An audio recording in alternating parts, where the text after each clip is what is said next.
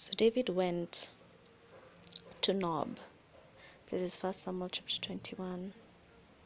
To Ahimelech the priest. Ahimelech trembled when he met him and asked, "Why are you alone? Why is no one with you?" And David answered Ahimelech the priest, "The king sent me on a mission and said to me, 'No one is to know anything about the mission I am sending you on. As for my men, I have told them to meet me at a certain place. Now then, what do you have at hand? Give me 5 loaves of bread, or whatever you can find.'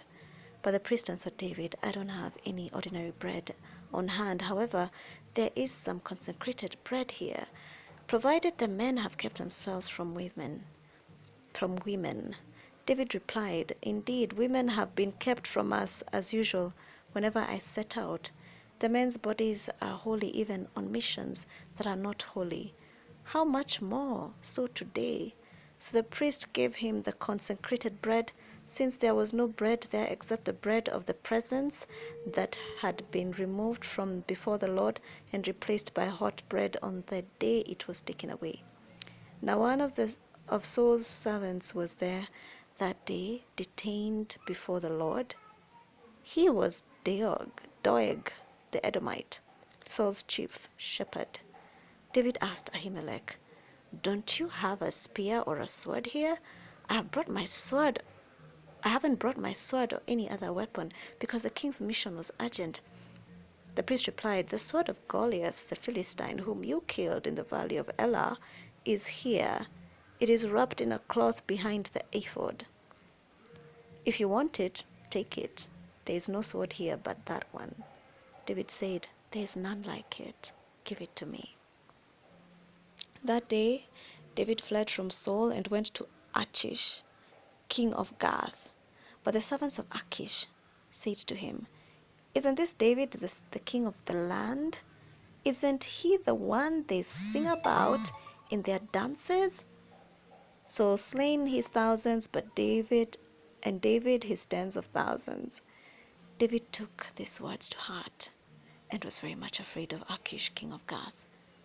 So he pretended to be insane in his presence, and while he was in their hands, he acted like a madman, making marks on the doors of the gate and letting saliva run down his beard. Achish said to his servants, 'Look at the man. He is insane. Why bring him to me? Am I so short of madmen that you have to bring this fellow here to carry on like this in front of me? Must this man come into my house?' So David is on the run, and he covers himself pretty well with Ahimelech. I don't know. Ahimelech must have been surprised. Of course he's surprised. He says, 'Why are you alone?' Already his suspicion is triggered. 'Why is no one with you?' And David lied about it and said that he was on a mission. And David here is really desperate, but he has to use his wisdom. And he says that his men are going to meet him somewhere, but he needs some loaves. He needs something to eat. And it turns out that the only thing available is the bread from the presence that was put in the presence of God and removed for a fresh loaf of bread every day. And that's what David gets to have. He's hungry, he's on the run, and there is a man in Saul's service, Saul's chief shepherd, and he witnesses everything. Now, David has no spear, he has no sword, he has nothing. And he asks for a weapon. And guess what? The very sword that he used to cut off Goliath's head is there. And he says, 'There is none like it. Give it to me.' Now when he goes to Gath, listen to what the men of the king of Gath say. They say, 'Isn't this David the king of the land?' They know he's the king of the land. He hasn't been crowned yet. But from what they have heard, they say, 'Isn't he the one that they sing about in their dances? Saul has slain his thousands, and David his tens of thousands.' And David is shocked. They know. that he's the king and they are supposed to be his enemies. So he pretends to be crazy, and it works because Achish says to him, to his men, "Why bring him to me? Am I so short of madmen that you have to bring this fellow here to carry on in front like this in front of me? Must this man come into my house?" And he doesn't want anything to do with him. But look at that. They know that David is king.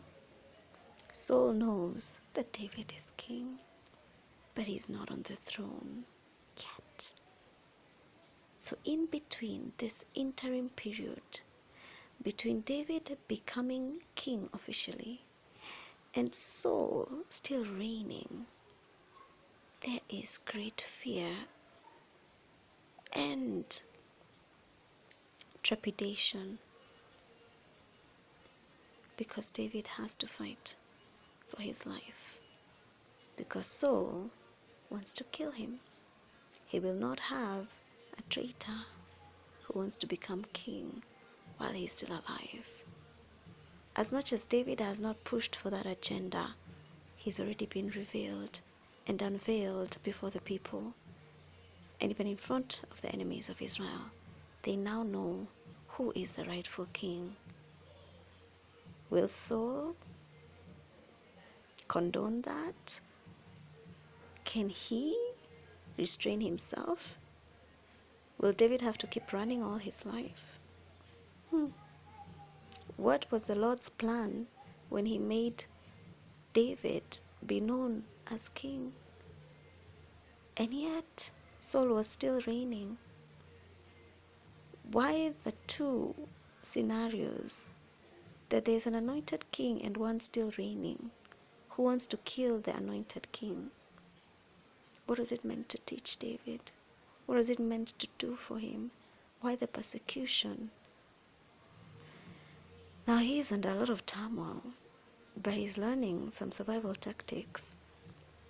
And he knows at the end of the day, he's got to stay alive.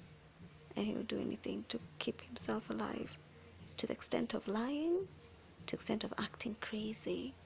It's whatever the scenario presents, and he'll adapt as a desperate man to do desperate things. But the Lord provides a way for him out, even in all that. His wisdom doesn't fail, and his tactics work. So let's see what happens next.